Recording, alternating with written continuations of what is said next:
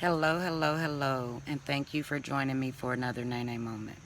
Well, today, what I would like to talk to you about is the power of failure. Okay, failure for me is not easy. I feel like I try to learn enough, listen enough, practice enough, study enough. I feel like I try to obtain enough information to prevent myself from failing. I may not get everything 100% right, but failing, yeah, that usually rubs me the wrong way. I don't like red marks. I don't like any of that. But this failure that I currently had on Sunday was more of a blessing and an eye opener for me um, than a failure. And that is what made me come up with the title of this video today, The Power of Failure. Because of my failure on Sunday, let me tell you, I went to go take my securities test, okay? I went to go take my securities test, okay?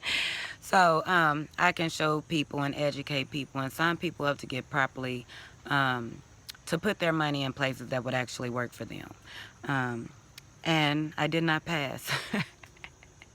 And so what that failure showed me, because if I would have passed that test, I would have continued to be displaced. I mean, not displaced.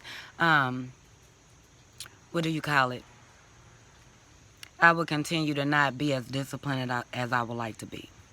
And so that failure that I had on Sunday showed me my weak areas. Once they printed off my paper, it was 2 areas that they said that I was proficient enough in to pass my test. And then it was 2 areas that said that I was below proficient to pass the test. And it was the same 2 areas that I knew I was having struggles with, because literally one side can say one thing and another side would say the same thing, but it's 2 different situations. It's 2 different things that is going on. And I don't know if I was just reading too fast or what the case may be, but it wasn't clicking in at that time, okay? So it helped me identify the areas that I need to work on. And so it wasn't so much the discipline of studying that. It was a discipline of being disciplined enough to actually set aside time to where that's all I focus on. I'm a person, when I sit down and study, I still allow myself to be open for the world.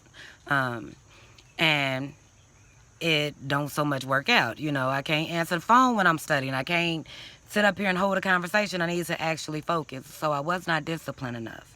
And so let me know that I'm not alone. If I'm not alone, just please leave a thumbs up, leave a comment down below saying, girl, you're not alone. Something. Let me know I'm not alone. Because the discipline thing, when you're going after something that you know is going to pay off in the long run, but you have all these things that want your attention right now, you want to have some fun. But because of my lack of discipline and me not cutting off things and things like that, I would find myself getting overwhelmed in the times that I set aside to call myself studying, because I still allow myself to be open to distractions. So one of the areas that I am weak in is discipline. And so I will work on discipline by letting myself know, if I set aside time to do this one thing, then guess what? I'm blocking out all distractions. I will turn my phone off. I'm not going to answer my phone. So, hey, if you happen to call, because I did get a voicemail about a week or so ago and say, girl, you never answer your phone. And the thing is, I do answer my phone, but if I happen not to answer my phone at that time, it's because I'm trying to get to the next level. I'm trying to aid and assist the future me. And so it's never that I'm ignoring, but I need to focus without any distractions. And so it's never that I am, not available or not trying to be available for the people who may need me. But just like I respect their time, if they don't answer my call, I want them to respect my time, because I am trying to get somewhere. So I can be able to help and minister on a different level. You know what I'm saying? If I if I say that I want to help people get out of financial hardships and bondages and things like that, then how can I do that if I allow myself to be distracted and not actually learn the information that I need to learn to accomplish that? So another area that my failure showed me that I was weak in was consistency. I would sit up here and I'll tell myself I had an unstuck coach. I need to make sure I leave her information down below. But she give me tools. She give me assistance. She helped me in any way that I can to try to get unstuck. And I'll start on the path, and then I'll allow those welcome distractions to come in. A phone call that I can call back later, or making a run that I really don't need to make right now, or going to chill when I don't really need to chill right now. I wasn't consistent. I was, okay, I'm going to do it today, and I may be consistent for 2-3 days, and then after that I may slack off the 4th and 5th and 6th and 7th day. You see what I'm saying? I gave 2 hard days, and then after that I was not consistent on those other 3 to 4 days. And that is not hurting anyone but myself. You know, I can sit up here and be open for everyone else, but I'm failing to be open for myself. I'm failing to be open to be consistent to accomplish the things that I'm setting before me to accomplish. What sense does that make? If I'm open for everyone else but not open for myself, then guess what? I'm failing myself, not them. Okay? So, how can I be of service to someone else if I'm failing myself? Okay? So raise your hands if you there with me. You know, raise your hand, because I know I'm not alone, that we'll sit up here and make ourselves super busy with helping and assisting everyone else, and then we are the ones who are left to try to pick up the slack of where we need to put our life back into pieces. So let's not be so open and helpful and distracted with outside. Let's be open and distracted by the inside. Get accomplished what needs to be done, because then we get to enjoy more free time. Okay? Another thing that I realized my weak spot is being intentional. And what I mean by being intentional, because it's kind of like you would think that they all tie together, but for me, they don't. Me being intentional is saying that, okay, despite of what, I know that I need to learn X, Y, and Z.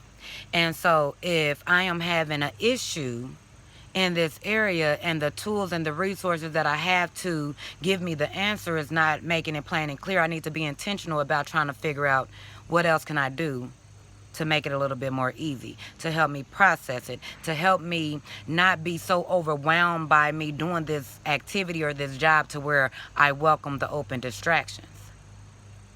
If I'm intentional and I'm intentionally gathering more information, or I'm intentionally seeking more to actually get a clear understanding about this, then I won't be so quick to jump up and say, you know what, I'm over this.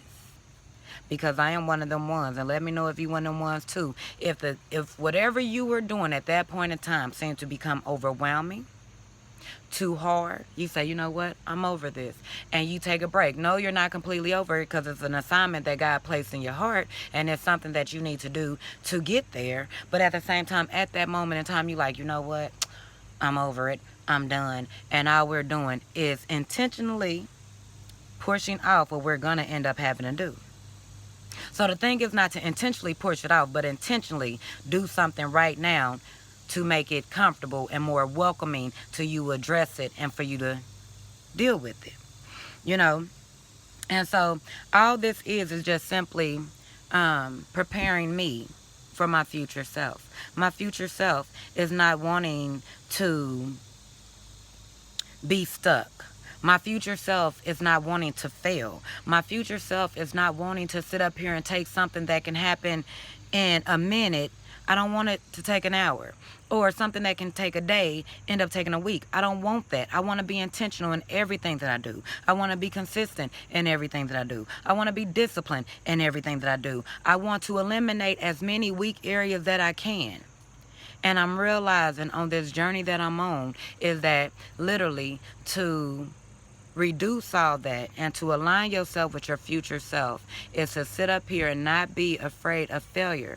Because as soon as you go after what it is that has been placed in front of you, then guess what? You're going to learn one or two things. Either you need to make some adjustments to get it the way that you want it to be, or you already got it, everything that you need to do, and it's in proper alignment. You know, adjustments. I'm looking at the squirrels in the tree. Adjustments, or it's already perfect the way that it is. And so don't delay either you finding the education or you making the adjustments to make it, Yeah.